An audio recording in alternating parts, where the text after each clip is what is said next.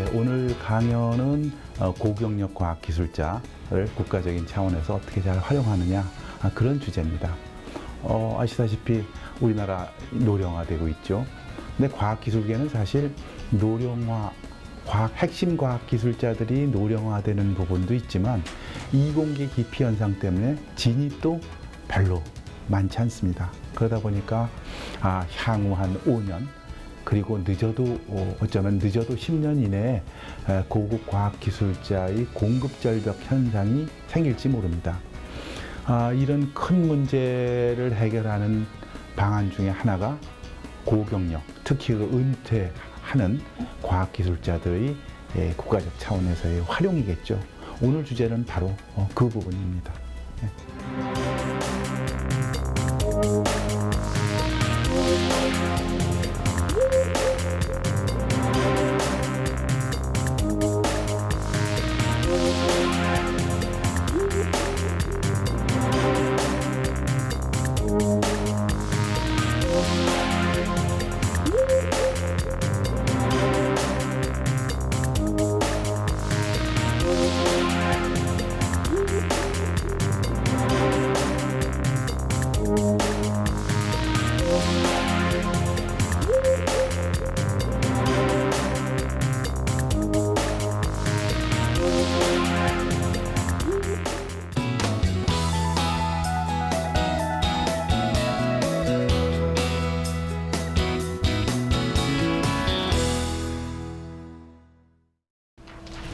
예, 안녕하세요. 스태피의 민철구입니다.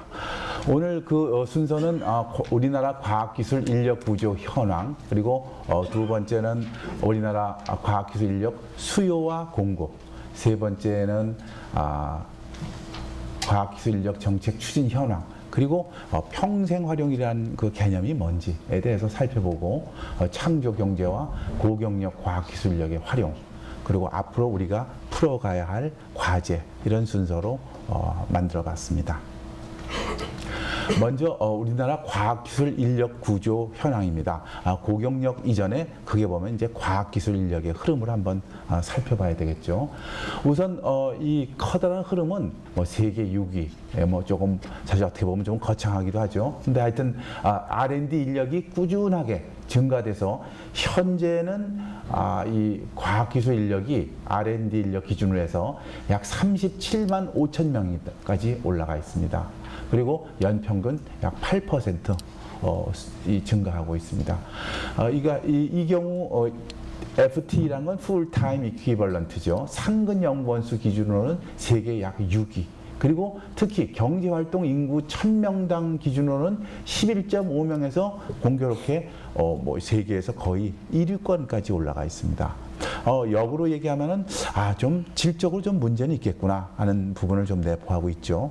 근데 아무튼 그러니까 경제활동 기준으로 이 과학기술 R&D를 하는 인력은 지금 세계에 거의 양적으로는 거의 수위까지 올라가 있다. 여기 다른 나라들하고 쭉 비교가 있죠. 중국이 가장 작습니다. 영국, 독일, 프랑스 이런 순서로 하다가 한국의 11.2명까지, 11.5명까지 올라갑니다. 그러면서 돈도 같이 한번 살펴보겠습니다. 연구비죠. 1인당 연구비로 하면은 아마 가치다 그 산정이 되지 않을까 싶습니다. 1인당 연구비는 또한 지속적으로 증가하고 있다. 그래서 연구원 1인당 연구 개발비는 그럼에도 불구하고 아직 선진국에 비해서는 조금 낮은 편이다. 이런 통계입니다. 지금 꾸준히 올라가고 있죠. 그래서 1인당 연구 개발비 1억 3,300만 원 이런 수치가 나옵니다. 다음 이 R&D 총 R&D 그 비용 증가와 대비해서 본 사항이고요. 이번에는 여성 인력입니다. 여성 인력 또한 꾸준히 아주 줄기차게 증가하고 있습니다. 요즘 이 참 여성의 그 약진이 여러 분야에서 참 두드러지죠. 과학기술 분야도 역시 마찬가지입니다. 남성 연구원 수는 31만 명인데 여성 연구자는 6만 5천 명. 전체적으로는 여기 나와 있죠. 6만 5천 명 정도입니다. 그러면서 전체 인력의 17.3%. 그래서 이 세계 다른 나라들의 그 수준입니다. 이 수준. 보시면은 일본이 유난히 적습니다. 그리고 일본을 제외해서 하고는 우리나라가 아직은 상당히 적은. 그러니까 일본을 제외했을 경우 세계 평균 수치가 대략 한 20% 정도 됩니다. 우리의 경우는 약 17.3% 정도다. 이런 통계를 알 수 있습니다. 그러면서 우리나라 이 과학기술 인력 구조의 특성을 보면은 뭐 잘 아시지만은 인력의 그 편중 현상이 있습니다. 산업체 위주의 연구개발 인력. 그래서 이 많은 인력의 대부분이 산업체에서 충원되고 있습니다. 아시다시피 요즘 기업에서 다른 비용은 줄여도 R&D 투자는 늘리고 있지 않습니까? 이제는 캐치업 시대가 아니기 때문에 심지어 웬만한 중소기업도 R&D를 최우선적으로 지출하고 있습니다. 아마도 그런 영향을 받았겠죠. 이 연구원 수 비중은 기업체가 67%, 공공기관 7.7%, 대학 25% 해서 일단 기업체의 그 비중이 상당히 높다. 뭐 무척 건전하죠. 사실은 기업체의 그 경쟁력이 국가 경쟁력 아니겠습니까? 본질적으로는 그걸 지원해주는 공공연구기관, 대학 이건 다 사실은 크게 보면 후순위죠, 상대적으로. 근데 아무튼 3분의 2가 기업체다. 그러면서 이 외국과 비교해 보시면 이 산업계 비중이 우리나라가 대단히 어쩌면 지나치게 높은 이런 수치를 보이고 있습니다. 그리고 이 파란 부분이 대학인데 대학의 비중이 상대적으로 낮죠. 그렇죠? 근데 다만 이 수치 자체는 그야말로 두라고 그러죠. 사람, 인력수, 그러니까 퀄리티를 계산하지 않은 물리적인 수치 기준입니다. 그래서 일단은 우리나라 이 산업체, 연구자의 대부분 몰려있다. 그러면서 고급 박사 인력은 대학에 지나치게 편중된 이런 서로 상반된 모습을 보이고 있습니다. 그러니까 인력 수는 많다. 그리고 그 인력이 대부분 산업계에 치중돼 있다. 그러면서 산업계에 치중된 인력의 질은 상대적으로 낮다. 이렇게 요약할 수 있겠습니다. 그 다음에 우리나라 그 노동 인력의 고령화, 뭐 더 이상 말씀드릴 필요가 없겠죠. 아마도 20년 후에는 세계에서 우리나라가 거의 1위 혹은 2위에 달하는 초고령 인구 국가가 된다라는 우울한 보고서도 있습니다. 우리나라만이 그렇게 빨리 늙어가는 게 아니고요. 지금 현재 그 베이비 부모, 저도 뭐 베이비 부모에 들어갑니다만 이 베이비 부모들이 워낙 그 많은 집단을 차지하고 있죠. 이 많은 집단이 집단적으로 시프트해서 초고령 인구 쪽으로 가기 때문에 세계에서 가장 그 밀집된 초고령 국가가 될 가능성이 높다. 이런 레포트가 나오고 있습니다. 그러면서 또 한편으로는 저출산 고령화 영향으로 경제활동 인구 가운데 그 핵심 근로 인력이 감소하지만 고령 인력은 빠르게 증가하고 있다. 이 관련되는 이 자료입니다. 그러면서 학력은 또 대단히 높습니다. 우리나라 사실은 대학 문제가 어려운 게 학령 인구가 꾸준히 감소하면서 대학 진학 대상자가 줄어들고 있죠. 근데 보다 본질적으로는 대학 진학률이 여태까지 너무 많았다는 얘기입니다. 그러면서 지금은 대학 진학률이 상당히 줄어들고 있는데 그런 그 이중적인 어려움 때문에 지금 대학이 어려움을 겪고 있죠. 근데 아무튼 이 그간의 그간의 그 높은 대학 진학률로 인해서 지금 현재까지 노동 인력의 고학력화가 지속되고 있다. 그러면서 이 분야별 수급을 살펴봅니다. 분야별 수급을 살펴보시면은 공학, 자연계열, 의학계열 이런 부분의 그 수급이 점차 어려워진다. 사실은 의학계열이 점점 더 어려워지죠. 근데 이 부분은 사실 인력 정책을 연구하는 저로서는 좀 집단이기주의도 있는 것 같습니다. 이 부분은 사실은 이 공급을 늘려서 해소할 일인데 이 공급, 그러니까 물론 의과 대학이 되겠습니다만 대학 정원이 거꾸로 잘 안 늘고 있죠. 반면에 이공계는 어떻습니까? 일정 부분 이공계 기피 현상이 있죠. 그리고 또 우수 인력이 또 이공계를 이탈하는 경우도 있고, 그래서 사실은 이 공이 나타나는 이 공급 부족 현상의 그 원인은 조금 틀립니다. 이 부분은 너무 수요자, 그러니까 공급자죠. 공급자인 대학의 정원 문제와 관련이 있는 것 같습니다. 그 다음 과학기술 인력 고령화와 관련된 그 인구 분포. 여기 보시면은 고경력 과학기술자라고 할 수 있는 그 모집단의 비중이 사실 꾸준히 증가하고 있죠. 1.6%. 아마도 조만간 이 부분이 약 한 3% 정도에 올라가서 세츄레이팅, 그 안정화될 것으로 보입니다. 대략 한 2020년 되면은 이 부분이 3% 정도까지 올라가고, 이건 또 다른 측면에서는 대단한 인력 자원의 소스다, 이런 평가가 가능하겠죠. 다음 이 연구 책임자급을 얘기합니다. 연구 책임자급은 지금 말씀 좀 아까 이 보신 이 부분하고 대비되게 약 한 3.9%까지 올라갑니다. 그러니까 조금 아까 보신 그 통계는 1.3% 정도인데, 이 1.3% 정도의 그 이 고경력 과학기술 인력이 거꾸로 3.9%만큼의 그 연구 책임자 역할을 하고 있다. 이 부분은 역시 경륜이 필요한 그런 부분을 나타내는 데이터가 되겠죠. 다음 이 분야별 퇴직입니다. 이 퇴직은 여기 통계로 바로 가름하고 넘어가겠습니다.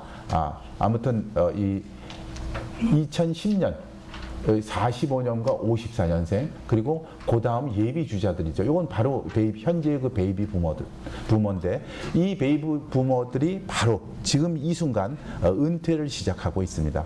일본의 경우 아마 여러분들 그 이 단가이 세대, 단괴 세대라고 아마 들으셨을 겁니다. 그 부분이 참 사회적 문제가 되고 국가 차원에서 나름대로 잘 슬기롭게 극복을 하고 있죠. 근데 일본의 그 단가이 세대는 우리나라보다 약 한 8년 정도 앞섭니다.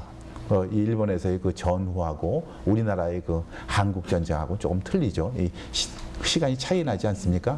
그 차이인데 바로 그 일본의 경우를 지금 답습하는 그런 데이터가 되겠습니다. 다음 그 이 과학기술 인력 정책 추진과 관련된 몇 가지 그 정책 흐름을 살펴보겠습니다. 평생 활용과 관련해서는 과학기술 인재 육성 지원 기본 계획에 관련되는 부분들이 들어가 있습니다. 과학기술자 평생 활용 체제 구축 방안이 제시되어 있고요. 그러면서 기존 그 과학기술과 교육의 그 시너지, 이런 부분들이 같이 쭉 언급이 되어 있습니다. 그러면서 지금 이 강조되는 게 이제 창의 인재죠. 창의 인재, 참 말이 좋아서 그렇지 그게 쉽지는 않죠. 근데 분명한 것은 이제 우리가 캐치업 시대가 지났고 우리 스스로 뭔가 창조해야 되기 때문에 기존의 낡은 틀을 벗어나서 조금이라도 의미 있는 새로운 부분을 창조할 수 있는 그런 인재를 찾자 하는 그런 그 기본 정신입니다. 이제 그 과학기술인 평생활용 개념에 대해서 좀 살펴보겠습니다. 이 유감스럽게도 연구 보고서는 좀 사실 몇 편 나와 있는데 아직까지는 이 공식화된 그 평생활용 개념은 없습니다. 다만 과학기술 인재 육성 지원 기본 계획이라든지 창조 경제를 견인할 창제 인재 육성 방안 등에 관련되는 그런 그 내용이 약간 언급되어 있는 정도다, 이렇게 말씀드립니다. 흐름 자체는 아무래도 그렇게 되겠죠. 이 교육 단계, 취업 단계, 그리고 연구 단계, 나아가서 이 은퇴 단계까지 이게 전 주기적으로 하여튼 사람을 평생 잘 활용하자. 뭐 필요한 부분은 또 대접을 해야 되겠고요. 그러면서 또 활용하고, 그러면서 긍지, 보람, 자부심, 그리고 성과, 뭐 이런 부분들이 같이 어우러지면 좋지 않겠습니까? 그래서 그런 개념이 되겠습니다. 창조 경제에 관한 얘기고요. 창조 경제에서 제일 중요한 건 역시 본질적으로는 일자리, 양질의 일자리입니다. 근데 이 일자리와 관련해서 과학기술은요, 아시다시피 옛날에 산업혁명 때 러다이트 운동이라고 있지 않았습니까? 기계 파괴 운동. 과학기술이 오히려 일자리를 감축시킨다. 이런 사실은 이 충돌 마찰도 있습니다. 그리고 학문적으로 저도 일정 부분 계량 경제를 연구합니다만, 계량 분석을 통해서도 이 과학기술이 꼭 일자리를 창출한다는 보장은 없습니다. 다만 과학기술 쪽이 창출하는 일자리는 일자리의 그 질과 관련된 좋은 일자리 창출하는 쪽으로 흘러갑니다. 그래서 일단 양적인 측면에서는 반드시 포지티브 사인이 나오진 않고 오히려 의미 있는 일자리 그리고 소득이 높은 양질의 혹은 국가 경쟁력을 강화시키는 그런 일자리를 창출하는 데 기여한다. 이렇게 말씀드릴 수 있습니다. 그러면서 이 과학기술과 관련해서는 이제 패러다임이 특히 바뀌고 있습니다. 가장 본질적으로는 양에서 질로 변하는 인력 수요 구조. 그래서 우리나라 전체가 이제는 이 퍼스트 무버가 돼야 됩니다. 뭔가 의미 있는 것을 창조해야지 그야말로 남이 만들었던 거 그런 부분은 전부 한마디로 중국에 치이고 말죠. 그래서 일단은 기존의 기능 인력, 엔지니어 이런 개념에서 소프트웨어 전문가, 크리에이터 이런 쪽으로 가야 된다. 이 소프트웨어 전문가, 이 소프트웨어 기술 영역은 저희 스태피에서 조사한 바에 의하면 전 산업의 약 55% 정도의 부가가치가 이 소프트웨어 쪽에서 나옵니다. 그래서 이 과학기술도 이런 그 하드웨어가 아닌 소프트웨어 쪽으로 시급히 발전해야 된다. 그리고 아까 말씀드린 창의형 핵심 인재가 필요하다. 또 한편에서는 창의와 혁신의 기초가 되는 경험 세대의 축적된 노하우에 대한 핵심 가치가 급증하고 있다. 이 은퇴 세대가 혹은 고경력자가 젊은이들하고 어떤 그 이 경쟁제가 아닙니다. 이 경제학에서 얘기하는 대체 및 보완제입니다. 그리고 특히 창조경제 구현이 일단은 축적된 노하우를 그 기초로 한 그 고경력 과학기술인의 활용 필요성 또한 증대되고 있다. 사실은 또 한 가지 무시 못하는 게 그 끊임없이 진행되고 있는 이공계 기피 현상이죠. 이공계 기피 현상은 지금 최근 10년 사이에 이공계 진학자가 정확하게 39% 줄었습니다. 그러니까 숫자 자체도 줄었고 또 과학고등학교 출신 중에 상당 부분이 의대, 심지어는 행정고시 이쪽으로 진출을 많이 합니다. 그러니까 양적인 측면에서 혹은 질적인 측면에서 이 과학기술이 절대적으로 부족한 시대입니다. 이런 측면에서는 고경력 과학기술자가 일정 부분 조언하 실으나 그 몫을 또 해야 되겠다 하는 얘기가 되겠죠. 그러면서 앞으로 우리가 생각해야 할 정책 과제를 한 5가지 정도 요약해 봅니다. 우선 첫째는 퇴직 연령의 그 고경력 과학기술자에 대해서 준비 기간을 갖자는 얘기입니다. 직무 재설계 프로그램을 제공해야 되겠다. 사실 그 고경력 과학기술자가 기여한다는 것은 사회에 대한 기여이기도 하지만 또 변화 발전하고 있는 세상에 대해서 스스로 공부하고 그리고 스스로 업그레이드 시켜서 디보션을 해야 되는 그런 부분이 있겠죠. 그래서 먼저 준비를 해야 되겠다. 이 준비하는 거에 대해서 국가 차원에서 제대로 된 시스템을 갖춰주자 하는 그 얘기가 됩니다. 전부 같은 얘기들입니다. 두 번째가 수요 맞춤형 지식, 기술 전수 프로그램의 개발과 국내외 실행. 해서 이거는 일정 부분 어플리케이션도 같이 말씀드리는 겁니다. 일단은 현실적으로 가장 필요한 부분이 중소기업 기술 지원이죠. 그와 관련해서 고경력 과학기술자도 분명히 한 축이 될 겁니다. 갖고 있는 이 노하우를 바탕으로 해서 힘들어하는 중소기업에 큰 힘이 되는 그런 역할을 해줄 수가 있죠. 그리고 이건 지금 국내적으로 말씀드린 거고 국제적으로는 뭐 ODA 사업이라고 너무 잘 아시죠. 개도국 과학기술 협력 사업인데 그야말로 일석이조 같습니다. 우리나라의 국위도 선양하고 또 실무적으로 도와주면서 일정 부분 또 취업의 기쁨도 누리고 그래서 이런 ODA 사업 또한 상당히 중요하다. 그래서 이런 부분은 정책적으로 시급히 확대시켜야 될 것 같습니다. 세 번째가 청년 고경력 과학기술력 형태의 세대 융합형. 제가 한번 말을 만들어 본 겁니다. 세대 융합형 창업. 아시다시피 요즘 청년 창업 많이 강조하죠. 근데 이런 비판도 있습니다. 당신 같으면 자식을 창업하라고 권장하겠습니까? 그런 얘기합니다. 누구 망하는 걸 보려고 합니까?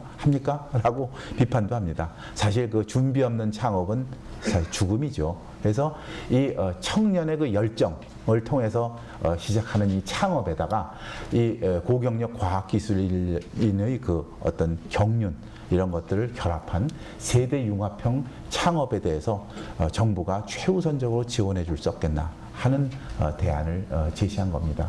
그와 관련된 통계들이고요.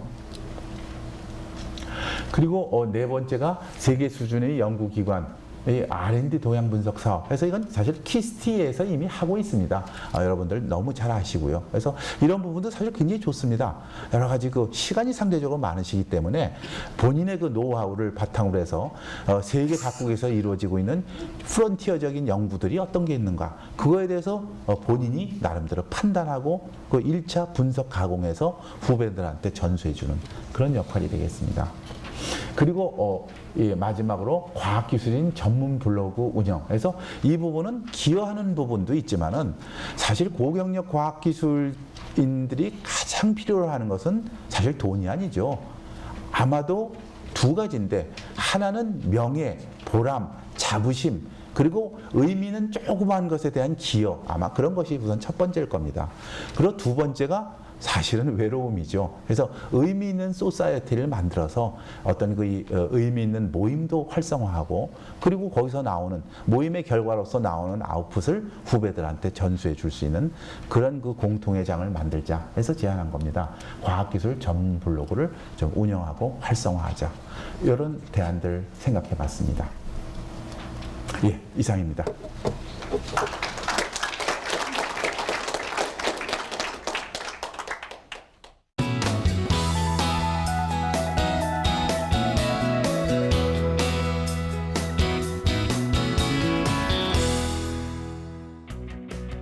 고경력 과학기술자들이 국가 과학기술 발전에 기여할 수 있게 일단 예산을 대폭 확대해서 이들을 활용할 수 있는 사업을 키워야 된다. 이런 부분이 가장 첫째 과제고요.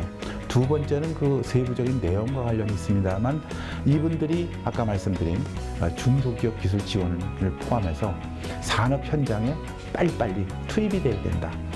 이분들은 사실은 많은 임금을 요구하고 있지도 않습니다. 사실 최소한의 어떤 보상 체계만 갖추면은 어떤 긍지, 보람, 자부심 이런 걸 가지고 사회에 기여할 수 있는 분들이거든요. 그래서 이런 부분들을 잘 살려서 우리들이 좀 잘 활용해야 되겠다. 그런 부분이죠. 예.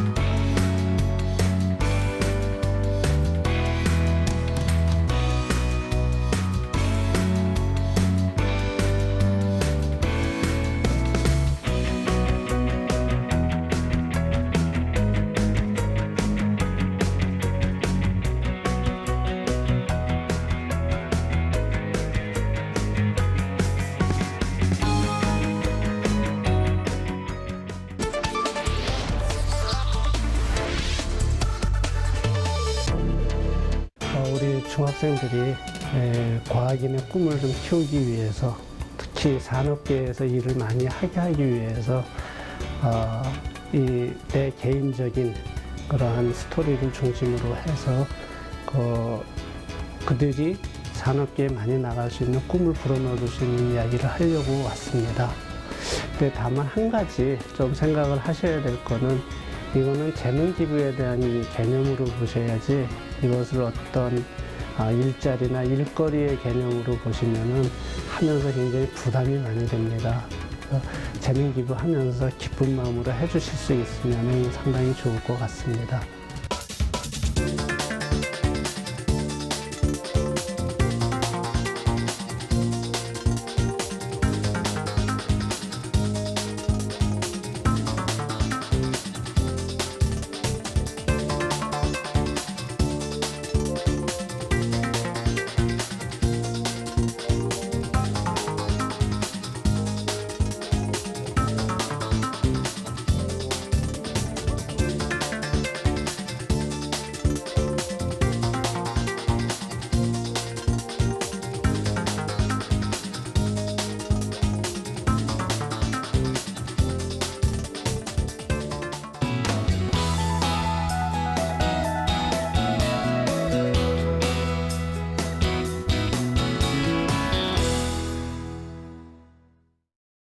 돈 연승입니다.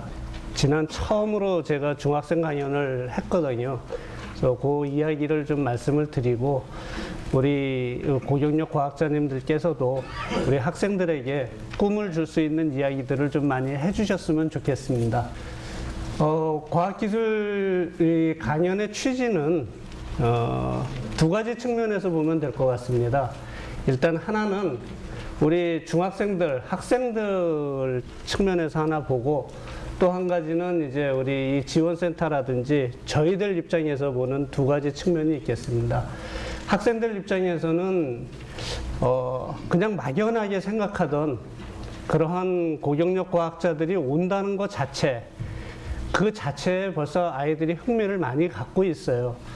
특히 학교에 가보니까 거기 담당 과학반 선생님이라든지 이런 분들 하시는 말씀이 여태까지 다른 데 나가서 많이 하고 선생님들이 와서 뭐 이런 과학 실험도 하고 이런 것들은 많이 했지만 이게 유명하신 분들이 오는 건 처음이기 때문에 아이들이 굉장히 기대를 하고 있다 그런 말씀을 하시면서 학교 측이나 학생들이나 굉장히 좋아했습니다. 근데 걔네들한테 저희들이 좀 전해줄 수 있는 말은 훌륭한 과학인을 통해서 그 학생들이 과학에 대한 꿈을 많이 갖게 해주는 게 중요한 것 같습니다. 또 저희들 입장에서 보면은 일자리 일거리 연계 사업이라고 했는데 실제적으로 보면은 그냥 재능 기부의 측면으로 보시면 될 것 같고요. 그 다음에 이공계 진출자의 안내자로서 우리나라 과학기술 부흥에 기여를 한다는 자부심을 가져야지 이야기는 될 것 같습니다.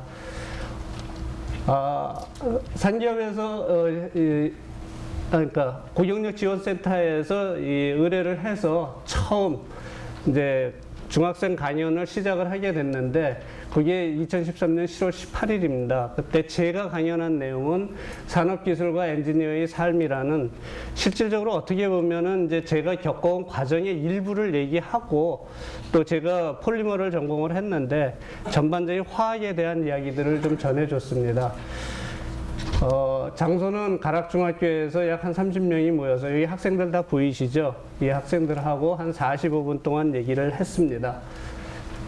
의뢰를 받고 뭐 중학생들한테 하는 강연 쉽겠지 하고 생각을 했다가 정말로 한 열흘 정도 고민을 했습니다. 제일 어려운 게 뭐냐면 눈높이고요. 두 번째, 우리들이 살아왔던 삶을 애들이 몰라요. 전혀 몰라요. 예를 들어서 삐삐 그러면 삐삐가 뭔지를 모르는 애들한테 무슨 얘기를 하겠습니까? 그러한 어려움을 극복하기 위해서 걔네들하고 눈높이를 어떻게 맞춰야 되느냐, 그것 때문에 동영상도 참 많이 보게 되고 만화책도 좀 많이 보게 되고 그랬습니다. 그래서 그런 아이 컨택을 위해서 제가 준비했던 것들이 이 물고기 사진입니다. 코이라는 물고기는 어항에서 키우면은 한 5cm에서 8cm 정도 자라요. 근데 수족관이나 연못에서 키우면은 한 20-30cm 자랍니다. 근데 얘가 강물에만 나가면은 한 1m 정도 커요. 내가 왜 이런 코이라는 물고기를 여러분들한테 설명했을까? 그랬더니 벌써 애들이 영악해서 다 압니다. 우리 큰 물에서 놀라는 얘기 아닙니까? 그래서 그래 맞다. 정말로 너희들 큰 물에서 놀았으면 좋겠다. 그런 얘기들도 좀 해줬고요. 그 다음에 이제 본론으로 들어오면은 왜 과학이라는 게 필요하냐, 전반적으로 봤을 때. 뭐 과학 말고도 인문학도 있고 여러 가지가 있는데 왜 과학이 필요하느냐, 그 부분에 대해서 좀 간단하게 얘기를 하면은 우리가 알고 있는 지식이나 널려져 있는 자원들, 재료들, 그것들 갖고는 아무것도 할 수 없지 않느냐. 그것들을 뭔가 가공을 하든지 뭔가 만들어서 우리들이 쓸 수 있는 제품을 만들어야 되는데 그 역할을 누가 하느냐 하는 얘기죠. 그 역할을 바로 과학인들이 하는 거다. 근데 그 중에서 저는 이제 엔지니어 산업계 출신이기 때문에 뭐 학위는 받았습니다만 산업계에서 있었기 때문에 주로 이제 엔지니어라는 말을 많이 썼는데요. 그러한 실용적인 제품이 나온 다음에 그 다음에 여러분들이 하는 서비스라는 것이 필요한 거다. 예를 들어서 요새 뭐 크레용 팝에 오기통 춤이 나오는데 그 노래들 들으면서 걔네들이 생목소리로 우리가 피아노만 쳤다고 했을 때 그런 느낌이 날까? 안 나겠지? 그런 얘기들 이제 던집니다. 그러면 왜 지금같이 우리한테 그게 귀에 잘 들어올까? 전자음도 있고 전자효과도 있고 다 그런 게 있는데 그런 전자음과 전자효과는 누가 만드느냐? 그게 바로 과학입니다. 여러분들이 과학반이기 때문에 여러분들이 앞으로 그런 것들을 만들어서 이 사회에 이바지해야 된다. 그래서 과학은 중요한 거고 그래서 여러분들은 과학반에 아주 잘 들어왔다라는 얘기를 좀 해줬습니다.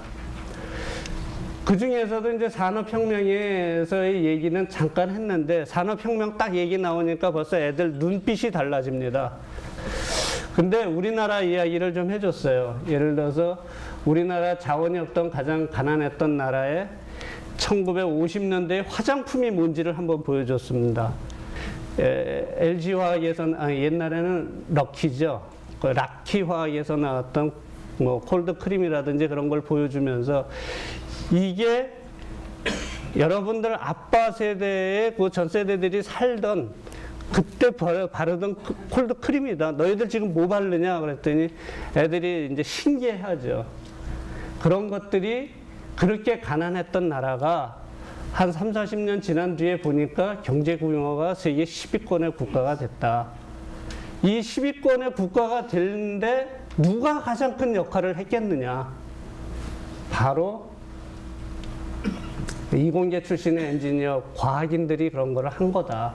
우수 품질의 제조업을 계속 발전을 시켜왔고, 예를 들어서 삼성전자가 지금 휴대폰으로 세계적으로 날리고 있는데 무슨 기술이 가장 좋아서 그런 줄 아니? 하고 물어보면 애들이 가만히 있죠. 바로 생산 기술은 세계적으로 으뜸이야. 그런 얘기를 합니다. 그리고 생산 기술은 누가 하느냐? 과학인들 아니면 할 수가 없다. 그 중에서 이제 저는 이제 폴리머를 전공했기 때문에 화학공학 쪽으로 좀 몰고 갔습니다, 이야기를. 그래서 울산 석유화학공단이라는 것이 여러분들은 가보지는 못했겠지만 울산 석유화학공단이 그 옛날에 박정희 대통령 시절에 만약 없었다라고 한다면 우리나라의 경제 규모가 이 정도 됐으리라고 나는 생각하지 않는다. 왜냐하면 화학중공업에서는 이게 가장 기본적인 설비들이고 이런 것들이 있음으로 해서 우리나라가 이렇게 커왔고 이 석유화학 제품들을 우리가 한번 돌이켜보면 너희들이 갖고 있는 지금 뭐 책상 위에 있는 거 한번 보자. 거기서 플라스틱 아닌 거 있으면 손들어 봐봐. 보여줘 봐. 뭐 옷을 입고 있으면 그 옷이 무슨 옷인지 아니. 이런 식으로 해서 갖고 있는 지금 몸에 지니고 있는 것 중에 70% 정도가 석유화학 제품이라는 것을 일단 인식을 시켜줬습니다. 그러한 이제 인식된 것들을 갖고 이제 뒤에 얘기를 풀어나가는데 그럼 화학공학이라는 게 도대체 뭐냐? 중요한 거는 너희들이 알아야 되는 거는 이런 부가가치라는 단어를 알아야 된다. 그냥 뭐 사례를 여러 가지를 좀 들었었는데 부가가치가 낮은 물질을 이렇게 변형을 해서 부가가치가 높은 쪽으로 만들어서 만들 수 있는 것을 우리가 화학공학이라고 하는데 그 중에는 두 가지가 있다. 하나는 소프트적으로 재료를 만드는 게 있고 하나는 석유화학공단처럼 그런 시설을 만드는 그런 부분이 있다. 그런 것 중에서 여러분들이 재밌는 쪽은 선택을 하면 된다. 이제 이런 얘기들을 좀 해줬고요. 그러면서 잠깐 제 얘기를 했습니다. 나도 이제 학교를 졸업을 해서 학교로 가야 되느냐, 그렇지 않으면 기업으로 가야 되느냐 하는 좀 고민의 기로에 섰을 때 그때 우리나라는 산업이 막 부흥할 때이기 때문에 또 더 정확하게 얘기하면은 나는 공부하기가 싫어서 기업을 택했다.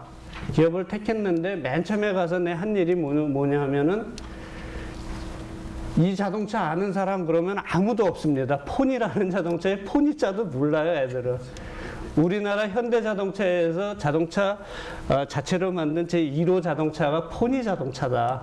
이 포니 자동차의 내장재라는 게 있는데 이 내장재가 그때 내열성이 떨어져 가지고 쓸 수가 없었는데 이 내장재 개발을 하는데 내가 기여를 했고 그때 그런 내열성 ABS라는 수지에 대한 스펙을 내가 만들어 줬는데 나는 지금쯤은 뭐 다 바뀌었으리라고 생각을 했다. 근데 재작년인가 얘기 들어보니까 아직도 그 스펙을 쓰고 있더라. 여러분 같으면은 그 자부심이 어떻겠느냐? 그랬더니 학생들이 하나가 그러더라고요. 재즈죠 그러더라고. 그래서 저도 똑같이 대답했습니다. 그래 정말 재졌어. 그런 것들이 과학인에게는 얼마나 기쁨이 되는 건 줄 아니? 그래서 이 화학에 대한 중요성이라는 게 그런 거야 라고 좀 얘기를 했습니다. 그러면서 이제 흥미 유발을 하기 위해서 뭐 몇 가지 더 얘기한 것 중에 하나가 로켓하고 테니스 라켓하고 어떤 공통점이 있을까 얘기를 하면서 탄소섬유라는 애들은 알아요. 탄소섬유라는 걸 아는데 탄소섬유가 여기에 공통점이 하나 있다. 여기도 탄소섬유를 써서 내열성을 올리는 부분이 있는데 이게 두 개 공통점을 찾기 위해서 그런 게 아니고 여러분들한테 좀 이야기해주고 싶은 포인트가 있는데 그게 뭐냐면은 미국에서는 우주로 로켓을 발사하기 위해서 이러한 어떻게 하면 내열성을 올릴까 하면서 탄소섬유라는 걸 갖고 굉장히 연구를 많이 했다. 그래서 정말로 노력 많이 하고 돈도 많이 들였는데 일본 애들은 그걸 갖다가 테니스 라켓을 만들어서 팔았다. 돈은 누가 벌었을까? 일본 애들이 벌지 않았느냐. 여러분들이 앞으로 살아가면서 과학인으로서 살아가면서 계속 어떠한 학문적인 지식에 의해서 학문적인 지식을 남기는 것도 중요하지만 우리 일상생활에 쓸 수 있는 것들을 빨리빨리 만들어주는 것이 과학인으로서는 정말로 해줘야 될 일들이다. 그런 얘기들을 해줬습니다. 그러면서 중동 원유에서 아까 이제 석유화학 얘기가 나왔기 때문에 뭐 이런 너희들이 좋아하는 뭐 휴대폰이라든지 이런 TV라든지 이런 것들의 플라스틱 제품이 어떻게 만들어지는지 아는 사람 한번 손들어 봐라 하고 얘기했더니 뭐 사실은 모르죠 다. 근데 여태까지는 내가 이런 일들을 해왔지만은 앞으로 너희들이 해야 할 일들이 어떤 게 있냐면은 화학 쪽에서는 정보통신에 대한 관련된 거, 생명공학, 에너지, 친환경, 극미세기술 뭐 이런 것들을 얘기하면서 마지막으로 애들한테 이 질문을 했습니다. 토끼와 거북이가 있는데 누가 이길까? 우리 여기 저보다 어르신들인데요 대부분 토끼하고 거북이하고 어느 게 이기겠습니까? 학생들한테 이걸 이제 물어보고 토끼가 이기는 사람 손 들어봐라. 거북이가 이기는 사람 손 들어봐라. 그러면 이제 다 들어요. 그러면은 토끼가 이기는 사람은 왜 토끼가 이긴다고 생각을 하냐? 빠르잖아요. 빨리 가니까. 그래? 그럼 거북이가 이긴다는 사람은 왜 거북이가 이기느냐? 거북이는 쉬지 않고 가잖아요. 그래서 이제 그때 제가 한 얘기는 이런 거죠. 선생님이 생각하기에는 거북이가 이긴다고 생각하는데 이유는 딱 한 가지야. 물속에서 경주하면 누가 이길까? 거북이가 이길까? 토끼가 이길까? 물속에서는 당연히 거북이가 이길 수밖에 없지 않니? 무슨 얘기를 하고 싶어서 그러는지 알지? 그랬더니 한 서너 명은 대답을 해요. 30명은 멍하니 쳐다보고. 중요한 거는 여러분들이 노는 물에 따라서 이길 수도 있고 질 수도 있는 거를 보편 타당성 있게, 그러니까 일반적인 생각으로 이것이 그렇다 저것이 그렇다 이렇게 생각하지는 마라. 거북이도 분명히 이긴다. 육지에서는 질지 모르지만 물에서는 분명히 이기는 것이 거북이기 때문에 너희들이 과학이라는 길을 쭉 가면서 이 길에서만큼은 거북이처럼 정말로 잘할 수 있는 사람들이 됐으면 좋겠다. 그러면서 제가 아이들한테 그냥 해준 말은 상상을 많이 해봐라. 여기 선생님은 아톰이라는 만화를 보면서 정말로 상상을 많이 해왔고 그러한 상상들이 하나씩 이루어져 가는 것들을 봐왔는데 상상을 좀 많이 해라. 그냥 게임하고 그냥 생각만 하지 말고 상상을 많이 해라. 그 다음에 상상을 한 다음에 왜라는 질문을 많이 해라. 왜 그럴까? 왜? 그 다음에 그렇다면 내가 무엇을 해야 될까? 무엇을 준비를 해야 될까? 그 다음에 어떻게 할까 하는 부분까지 너희들이 생각을 해줬으면 굉장히 좋겠다 라는 말로 사실은 강연을 마쳤습니다. 근데 나중에 제가 굉장히 궁금했던 거는 학생들의 반응이었어요.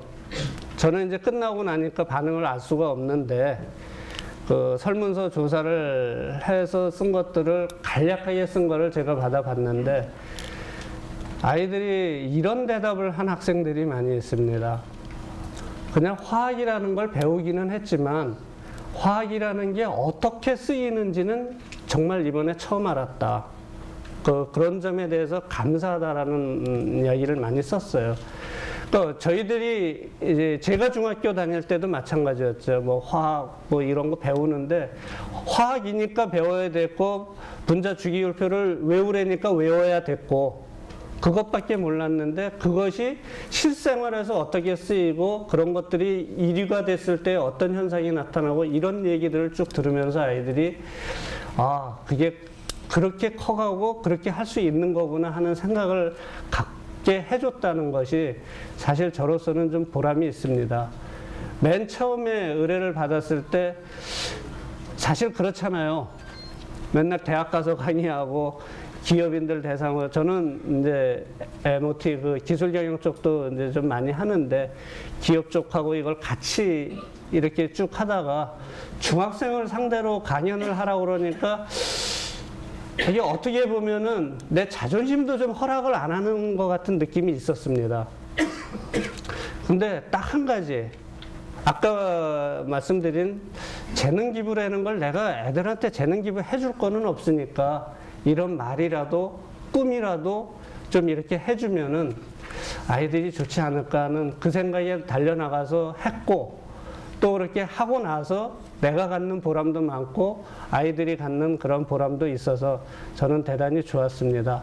앞으로도 올해 지금 13개 학교에서 진행이 되는데 몇 개 학교 좀 더 해줘야 돼요. 그때마다 이러한 열정을 갖고 그 학생들하고 좀 대하려고 합니다. 혹시 기회가 되셔서 그러한 강연에 초청을 받거나 지원을 하시게 되면은 우리 학생들, 젊은 애들, 정말로 잘 모르고 배우고 있는 애들한테 그 배운 것들이 어떻게 쓰여지는지를 잘 가르쳐 주시면은 애들이 큰 희망을 갖고 잘 열심히 할 것으로 생각이 됩니다. 이상입니다.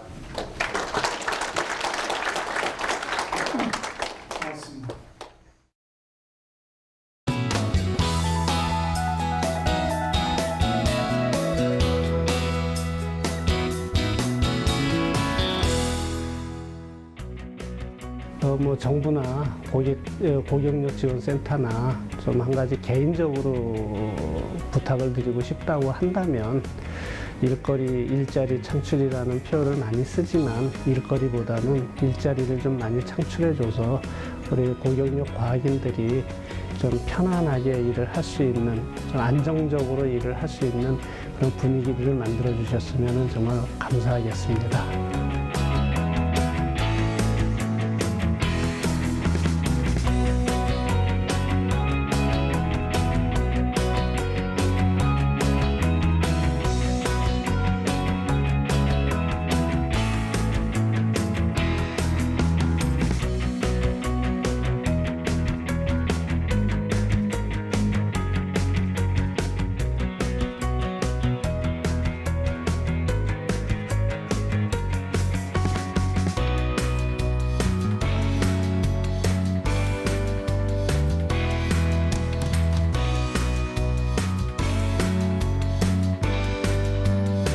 오늘 이 포럼은 첫째, 은퇴과학자들에게는 큰 용기와 자부심, 희망을 부여할 수 있는 계기가 될 것이며 젊은이들에게는 평생 일을 할 수 있다는 계기 조성으로 우리나라의 이공계 기피 향상 해소에 큰 도움이 될 것이라고 생각합니다.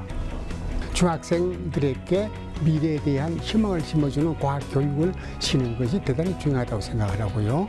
또 하나는 젊은 기업자, 과학자들이 하지 못했던 거, 경험을 못했던 것에 대한 시행착오를 이 원로 과학기술이 해결해 줄 수 있는 좋은 기회라고 생각해서 대단히 유익한 행사가 아닌가 생각을 합니다.